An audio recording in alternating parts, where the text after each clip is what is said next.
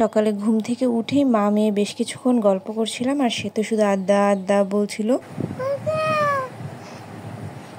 তো তার মেঘ থেকে শুনলেন সে কি সুন্দর করে ডাকতেছে। এই ফাঁকেই দেখিয়ে দিলাম সকালে আমাদের পাশের এলাকাতেই পুঁই শাক কাটতেছিল, সেখান থেকে তাজা তাজা পুঁই শাক নিয়ে আসা হয়েছে।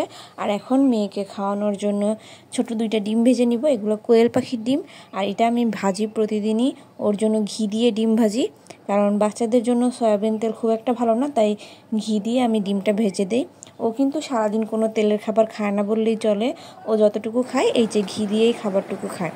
তো আমি এসেই দেখলাম সে কি করেছে, সব নোংরা করে দিয়েছে। কি করছো এগুলা? আর এগুলো নোংরা করার পরে আমি তাকে যখন কথা বলছিলাম তখন দেখেন কি বলে, আসে এগুলো কে করছে? দোষ করেছে, তাই একটু সুন্দর করে হাসতেছিল যাতে আমি কোনো বকা টকা না দিই, তাই আমার দিকে তাকিয়ে ও হাসতেছিল। তো যাই হোক, এসব মোছা টোছা শেষ করে আমি এখন ওর খাবারটা নিয়ে চলে এসেছি। ও সকাল থেকে তেমন কিছুই খায়নি, ও প্রায় 1 ঘন্টা না খেয়ে থাকে সকালে ঘুম থেকে ওঠার পরে। তো তারপরে আমি ওকে ওই ডিমটুকু খাওয়াই দিচ্ছিলাম, ও আর তেমন কিছু খাবে না এখন।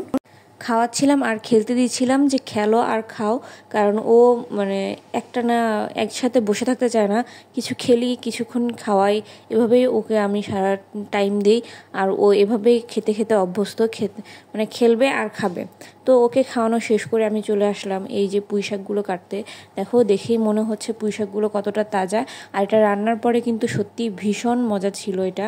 আর এত নরম ছিল এই ডাঁটাগুলা, পুঁই শাকের যে ডাঁটাগুলো, এগুলো আমার মেয়ে একাই চাবিয়ে চাবিয়ে খেয়েছে। তো আজকে পুঁই শাক রান্না করব কচুরমুখী দিয়ে একটু হাতে মাখিয়ে। এটার যে চচ্চড়িটা করা হয় এটা কিন্তু আমার কাছে ভীষণ ভালো লাগে। তোমরা এর আগে কচুরমুখী দিয়ে তারপরে পুঁই শাক দিয়ে চচ্চড়ি খেয়েছো কিনা আমি জানি না, তবে এই রেসিপিটা আমার খুবই ভালো লাগে। তো পুঁই শাক কাটার পরে আমি যেটা নিলাম, একটা করলা ছিল, এই করলাটাকেও আমি ঝটপট কেটে নিলাম। এগুলোকে আমি ছোট আলু দিয়ে একটু মচমচা করে ভাজবো। এই করলা ভাজিটাও আমার ভীষণ ভালো লাগে। আর বাজার থেকে নিয়ে আসছিলাম কয়েকটা সাজনা, কয়েকটা বলতে মাত্র 3টা সাজিনা, যেটার দাম নিয়েছিল 20 টাকা। 3টে সাজিনার দাম পড়েছিল 20 টাকা। তারপরে এই তো সবজিগুলো কাটা শেষ, আমি সব কিছু গুছিয়ে তারপর রান্না করতে যাই। সবজি কাটা শেষ করে আমি রান্না করতে এসেই দেখলাম সয়াবিন তেল নাই, তাই ঝটপট আমি কিছু তেল ঢেলে নিলাম। তেল ঢেলে নিয়ে এখন রান্নার কাজে চলে এসেছি। একটা একটা রান্না বসাবো, আর একটা একটা করে ধুয়ে তারপর বসিয়ে দিব। আর এই যে করলা ভাজিটাকে বসিয়ে দিয়েছি, এটা সিম্পল একটা ভাজি, এখানে শুধু একটু বেশি করে তেল দিতে হয় কারণ আমি এটাকে মচমচা ভাজি করি। আর এখানে পেঁয়াজ, একটু শুকনো মরিচ আর অল্প একটু হলুদ আর লবণ দিয়ে জাস্ট ঝটপট ভেজে নিই।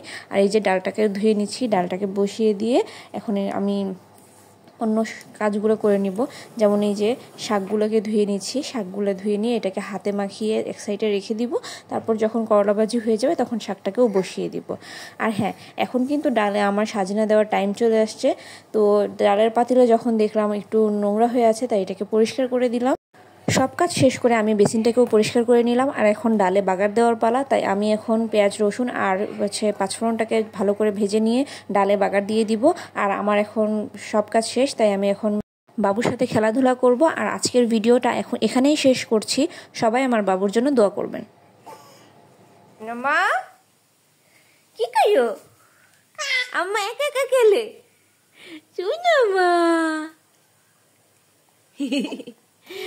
তুমি কি খাও? দিকে দিকে হাতে কি?